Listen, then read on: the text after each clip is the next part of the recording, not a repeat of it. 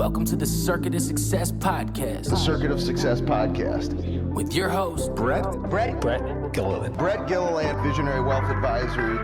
The Circuit of Success Podcast. Let's start the show. Welcome to the Circuit of Success. I'm your host, Brett Gilliland. Today, I've got my old buddy, Chris Dreyer here. What's up, man? Excited to be here. It's Thanks good for to having have me. you back in the building. Yes. It's changed. I miss it. Yes. So Chris used to be in our office building here, and now he's living the life in Southern Illinois, right? Oh, yeah. Southern Illinois, Murfreesboro, Marion. There you go. Love it. It's a good area. God's country, right? Right. A lot of hills. It's awesome. Well, it's good to have you, man. You are the CEO and founder of Rankings, an Inc. 5000 company, man. 5 years in a row. Man. 6 years in a row. Who's counting? Right? Who's counting? That's old news. That's just old news. So 6 years in a row, man. And what I think is cool is I didn't know much about you or your business. And, here you are. You're on our second floor. And I'm like, what is this rankings.io thing? I don't even know what IO is. And it's like, as we've gotten to know each other and I've seen you grow over the last 5, 6, 7 years, whatever it's been amazing to watch, man. Thank you.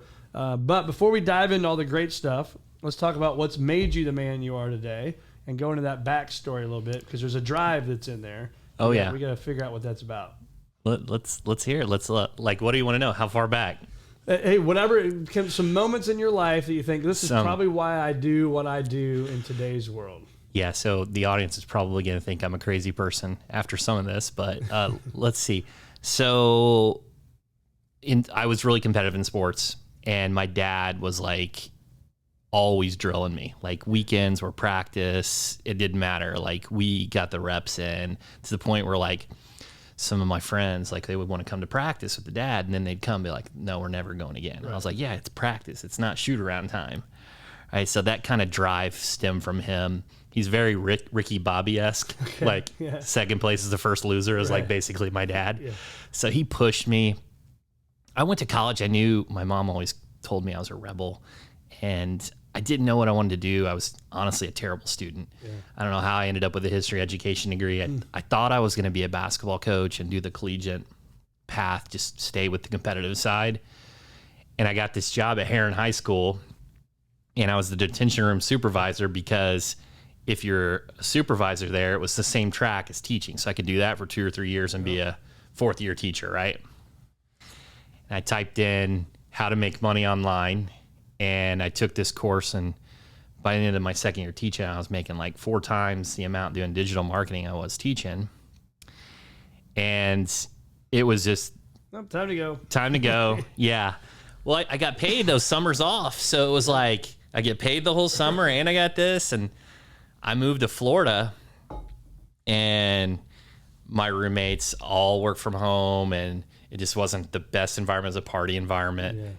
And I hit this first Google algorithm that everyone talks about, and it took my income down from like, let's say 16 to like 2. Wow. Back then I wasn't the saver of money or the investor. Mm-hmm. And so I got on Craigslist because that's what you used to do. And I typed in SEO, and I sent off my resume to so many people that I hit their filter, and that's just an insane amount. And I got hired. I got 3 job offers, and most people say, Chris, well, which one did you take? And well, I took all 3 because they were remote, full-time jobs. I had my team, and they're all agencies, so I got to see what worked, what didn't work. And after about 1.5 years of that, I got the confidence to start my agency. So that's like the fast-paced version. There's a lot of chaos and little things amidst that. And, victories and losses. And, Yeah. So what? When did you bet on yourself to say, you know what, instead of getting this nice gig from these big agencies, I'm going to bet on myself and I'm going to go out and do this on my own? What was that turning point for you? The real turning point was I had the 3 agencies because I had a team. And I today everyone talks about delegation and working on your business and SOPs and all these things, but I already had that. I had a knowledge base and processes that my affiliate team was from the Philippines, and I was using a company called Odesk. It's now Upwork. And so I was the best employee at all 3 jobs because the amount of productivity I could do was so much more than everybody else because I had a team behind me. And that's where I got the confidence. I always say, the team behind you is from these other employees, right? These other companies, yeah. I like to say that competence gives you confidence. You probably heard a version of that. And the confidence increased enough to where I started the agency. And just from a math perspective, it was like I only needed a handful of retainers to make the equivalent of what I was from a salary perspective. And I knew that I could hustle and do it, and that's what I did. It's just a math problem at that point, right? Yeah. So for that, so you started that, and I think what I've appreciated over time watching you, what I think is also scary for a lot of people is you went into a niche market, right? You said, I'm only going to work with lawyers, right? Attorneys, lawyers.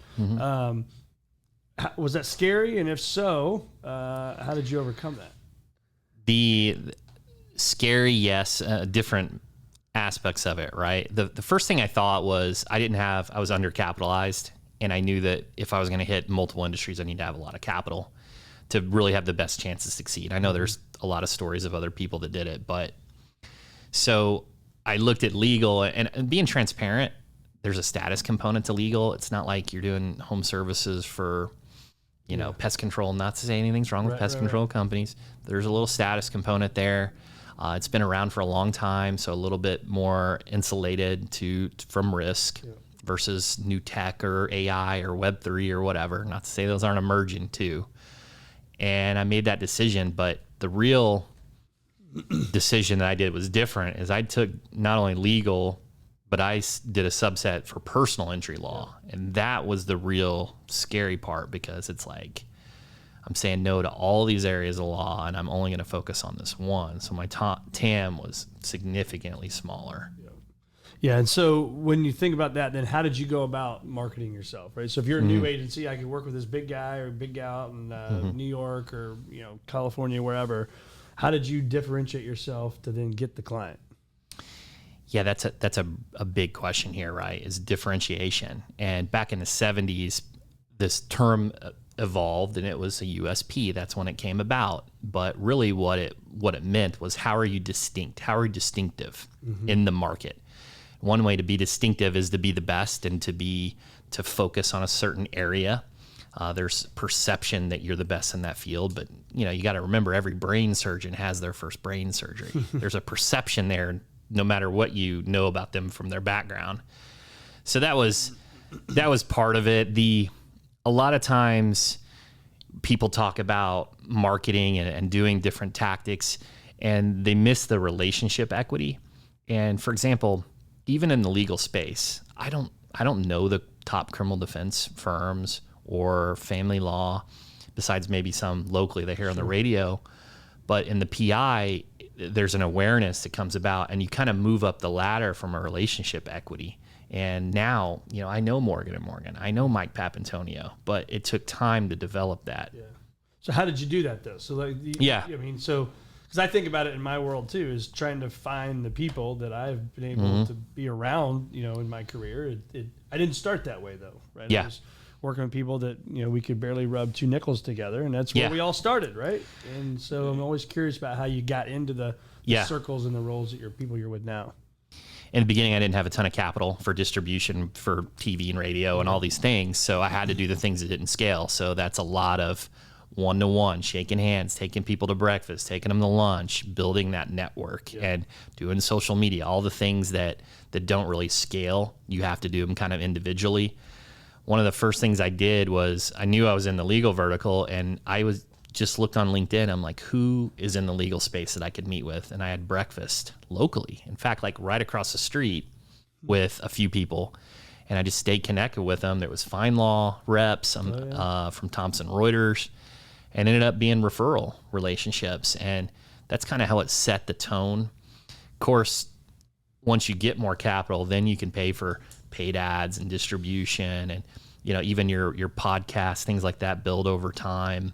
But early on, it was a lot of belly to belly, a lot of shaking hands, a lot of relationship stuff. Yeah. It was funny because I wrote down, this is 5 years ago now, I'm 45, but when I was 40, I wrote down things. And one of the things I wrote down on the top 40 things I've learned in 40 years was take the lunch, right? Because a lot of times people are like, I don't want to take the lunch, or not, it's not going to result in anything. It's not going to be, I'm not paid for it, whatever it may be. And it's just, I found for years that the going belly button to belly button, right? Eyeball to eyeball, building a relationship, good things come out of it. And you don't know when, but good things come out of it. You agree?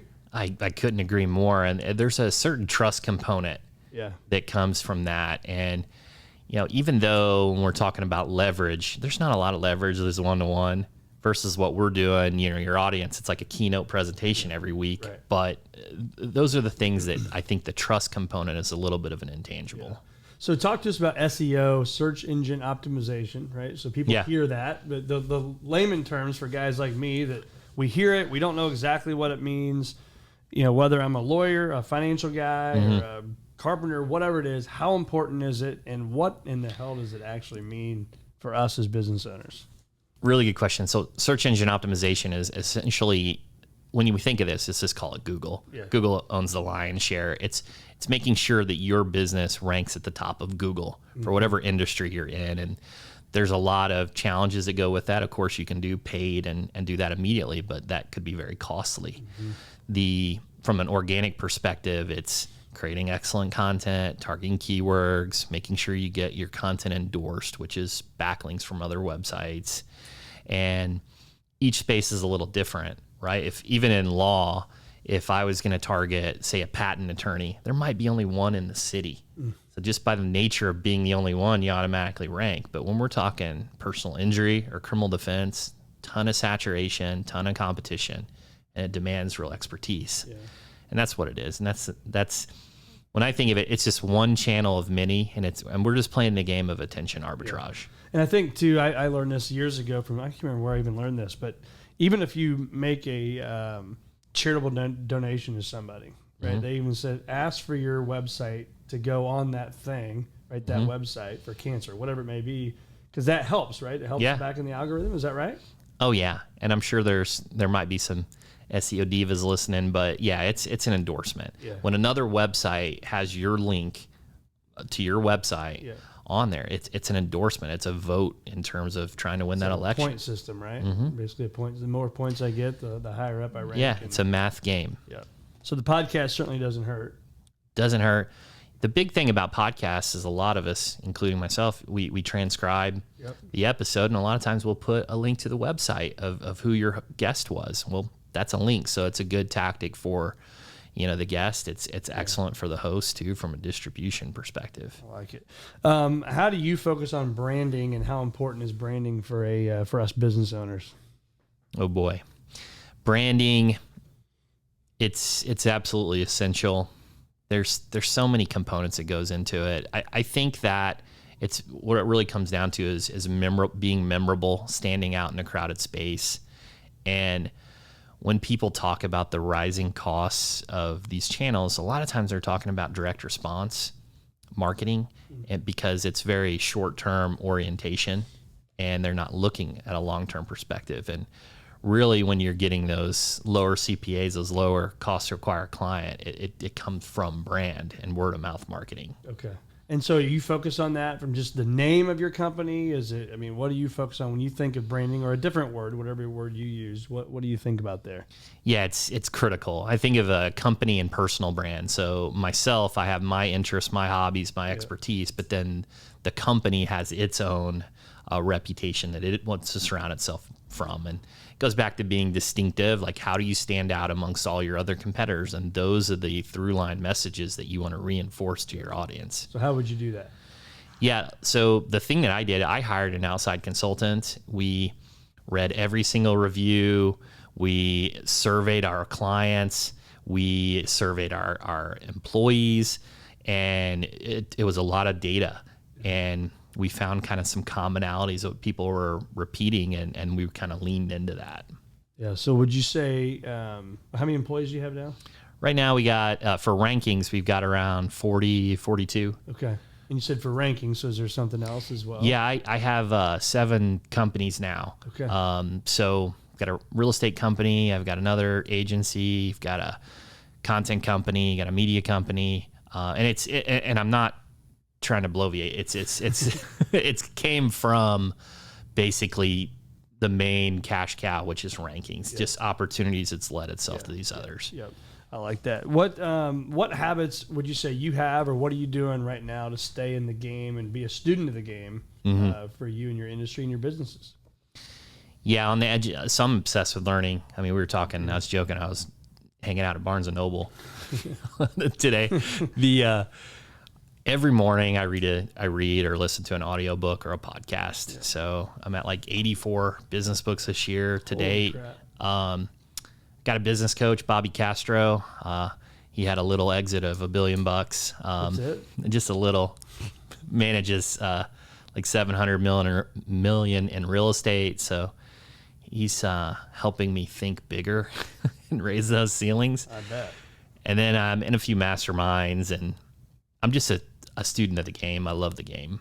So talk to us about that coaching. So I mean, I look, some of the sports stuff behind you. I look at Michael Phelps back there, and he had a coach. He's the greatest Olympian of all time and best swimmer of all time, and it'd be hard to believe his records will be broken. But he had a coach, he had a nutritionist, he had all these things. So why is having a coach so important for you? The biggest thing is it just lifts the ceiling of what you think is possible. And I really need to equate this. I would say there's a coach perspective, and then there's like a mentor. A coach would be more like accountability and like working on the tactics. And I think when I said coach previously for Bobby Castro, he's more of a mentor. Like, here's what's possible. Here's what worked for me, as opposed to just holding me accountable. And I think there's excellent reasons for both. For me, I've always struggled with the diet and health. So a fitness and diet coach or nutrition coach, which I have now, is way better for me because I haven't had the consistency and I've needed a little bit more accountability or tactics. On the business side, I've got the tactics from reading and all the masterminds. Right. I need more of the mentorship. So it's just evolutionary and just learning. You've got to continue to improve your skill set to compete. I think putting your money where your mouth is matters, though. I mean, I'm assuming all those aren't free.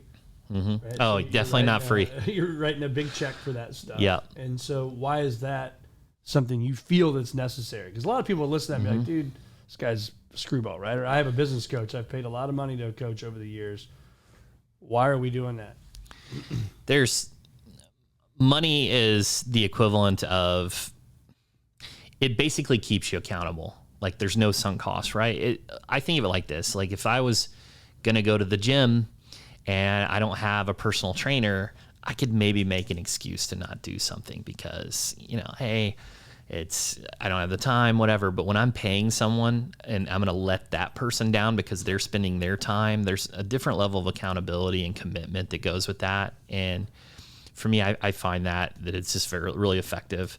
I've had multiple coaches in different areas and disciplines because a lot of times the books, they are mindset or motivational, and they really don't get tactical for, say, financials or different things of that nature. It's just really challenging from that medium, and I've needed those for different disciplines. Yeah, I agree. I think the books, I read a lot, 10 pages a day minimally. But when I think of that, it's not the real meat and potatoes. Yeah. Right. And so I think that's another good reason to go out and hire a coach and doing that. So let's talk about the grind as well. So do you enjoy the grind? I assume so, or you wouldn't be doing what you do. Yeah. But like, what is it about the grind that you enjoy? I'm going to sound like the biggest nerd in the world, but I used to be a gamer, and I would play like the RPGs, the role-playing games where you have this guy and they level up, they get some coins, they buy better equipment, or that's what business is. Like you start with a few employees and then you get more and you have more capital to invest in things, and it is truly the game. I enjoy the game. I hire people that I enjoy working with. One of the easiest ways to leave the company is if like you're toxic and just so it really matters for value. So yeah, that's what keeps me going for the grind. And it's just I can't have that same enthusiasm playing a video game and things like that. So how do you handle the stress? Is that easy for you? I mean, because it's not just a game, because this is it's a big game we're playing. Yeah, the stress one's really tough. I haven't really perfected that one, honestly. The hang out with the family and wife and traveling and getting away and decompressing, really going away from tech really helps me. And yeah, I'm still working on it. I would say that's one of the biggest issues is shutting it off. Okay. Yeah. Head hitting the pillow, it's still like just firing on all cylinders. So I might have issues sleeping, but something I need to improve on. Yeah. So how do we do that? Maybe get a coach for it. Maybe talk to people that have had the same challenges. And I think having an awareness that is an issue, and it's changed because when it was just me and the wife, I had more time. Now that I've got my son, it's like, I got to be really intentional about all this. And so, yeah, it's going to be a lot of effort to improve there. And I was just, as the old wily veteran I am, my oldest is 18 now, which is hard to believe. So I got 18 down to 9. It's crazy, right? Life will get busier. And I think the more the people that are listening to this, or for yourself, whoever, the more we can structure our time, right, and be purposeful and have the ideal calendar, the ideal day, the ideal week, I have found that is to be way more productive. I couldn't agree more. You hear these individuals that have mastered it, right? Like the Rob Dyrdek, where he's like managing by minute, and then you have the Jesse Itzler that's like talking about these, is it Misogi and these experiences that he has. He's a phenomenal follow. Oh yeah, amazing. And so I think those are the individuals to model, because clearly they're both phenomenally successful, and there's a lot that we can learn from. Yep. So what? When you think about AI and you think about Chat GPT, I'm asking a lot of guys these questions now because it's all you hear about, right? So what are your thoughts on those things, and where's our world going to be 5 and 10 years from now with this stuff? Really good question. It makes me think of like Ravikant's 4 C's of leverage, which is like capital, code, and then there's content and collaboration, right? Well, tech and software, being AI, is this code. It's just a form of leverage. I asked our team when it came out, I'm like, look, are we farming without tractors? Or like, are we row cropping this content? Like, can we use AI? And that's what it is right now. It's a tool. There has to be human oversight for, especially in the legal vertical. You could really run into issues. So can it help you, ideate headlines and outlines and things like that more quickly, or do some research? Absolutely, can enhance your productivity. Is it a standalone right now?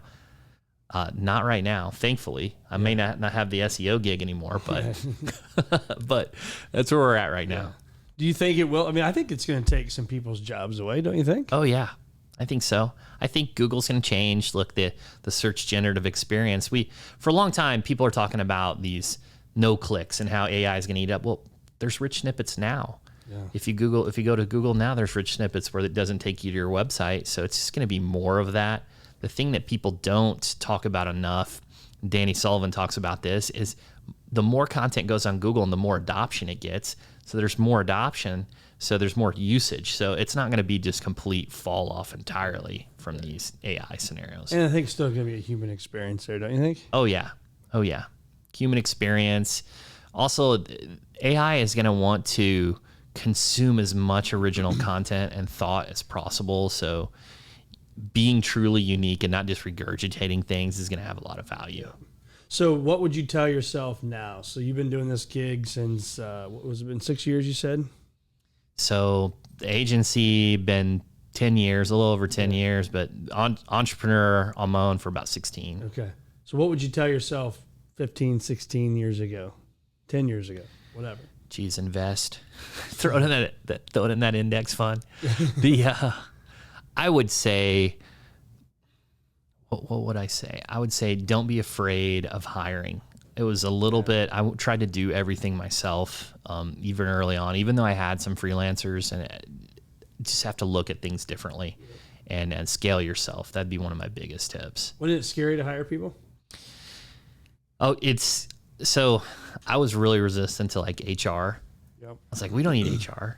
Like, why do we need HR? You hit this certain point, I think, in the 8 figures where you have all these additional administrative costs. You have HR and finance and a bunch of mid managers, but they're a necessary component of scale. Yeah. And so that was something I had to get over. It's just more people. What fires Chris up today? What are you excited about? Geez, just growing as a business owner, I think that there's levels in this game. Like right now, I'm a CEO and I want to be an owner and a chairman. And instead of me having to figure out who I need to hire the CEO that figures that out with scale. So that's like what I'm excited about. How long is that away, you think? Couple years probably. Yeah. That's exciting, right? Yeah, it is. It is. So what's next, man? What's next for you, and what are you going to continue to build?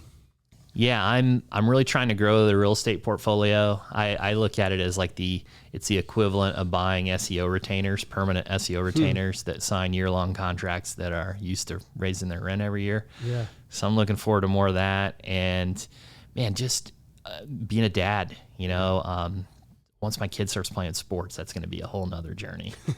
You going to do it the same or different? I will do it a bit different than my dad. The discipline, the training, and coaching be there. Maybe a little bit more of the positivity. Sorry, Dad. But sorry, Dad. Yep.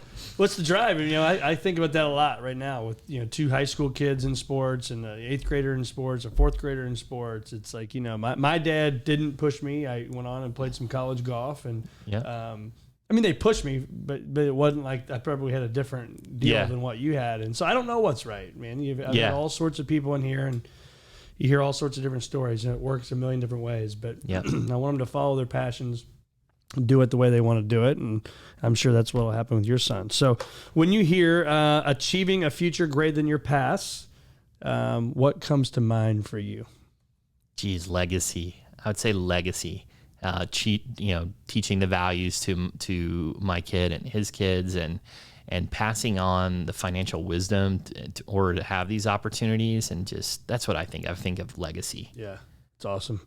Last question, fears. How many of the fears you've put in your mind have actually blown up to the magnitude you put them in your mind to be? Ooh, that's a deep one. Immediately when you said fears, I was thinking of bees because I'm allergic. I hate bees. I hate bees. I just had this conversation yesterday. We were at a golf tournament, a charity golf tournament, and a guy was telling a story from a few years before. He went back to the golf cart on this hole we were on, and he took a drink of his beer, and all of a sudden a wasp was flying around in his mouth.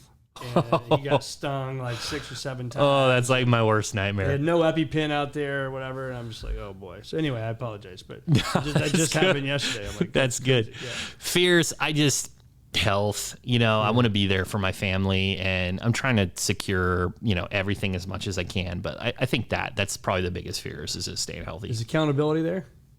It's there recently, but it hasn't been in the past. Yeah. I just did Frisella's 75 hard. Man. I just finished 2 days ago. How you feeling? Feel a lot better. Dropped about 20. Got some new habits. Working out every day, and it was tough. It was really tough. So 75 hard, for those listening, you've probably heard of it. But anybody listening to the podcast knows about it. But if not, so 2 workouts a day, 45 minutes each. One of them has to be outdoors, right? Mm-hmm. Read minimum of X pages. 10 pages a day. You drink a gallon of water. No booze for 75 days, and then no cheating on your diet. Yep. Is that correct? Yep. So what were you eating? So I just did keto, and I did the factor meals, so that helped out a lot. But then the no booze wasn't, I have drank, every weekend for a long time, but that wasn't as hard. Honestly, the hardest one for me was the gallon of water, just because I felt like there was no options. Like, I want a soda, but man, I got another 40 ounces of water I gotta get in. Yeah. That's awesome. So you feel different? I do. I look a lot different too. And I had was the Inside Tracker. I hear that on Huberman's podcast.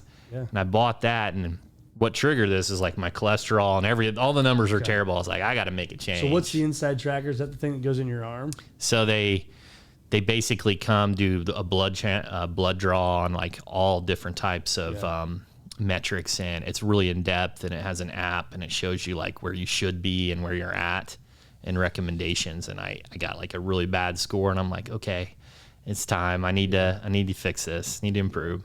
Well, I think for me, accountability is there. We did it, and of course it worked so well for about 10 months. We stopped doing it over the summer, and we're just getting ready to hope we're going to get it back together. And I say by hope, it's me. I started this thing, but it's 13 of my neighbors and my buddies. And so I sent a group text out, and then, we got to meet in my backyard, 6 a.m. And it's like, if I'm not there, there's, 12 of my buddies in my backyard. It's kind of weird, And so for me, I need that accountability. So Yeah. I think that's what's got it. I got to do it and get it back on it. But man, it's been awesome having you, Chris, on the Circuit of Success. Appreciate your time. As always, good to see you, my man. Yeah, awesome. so Thanks for much. having me. I'm just gonna sign your name here.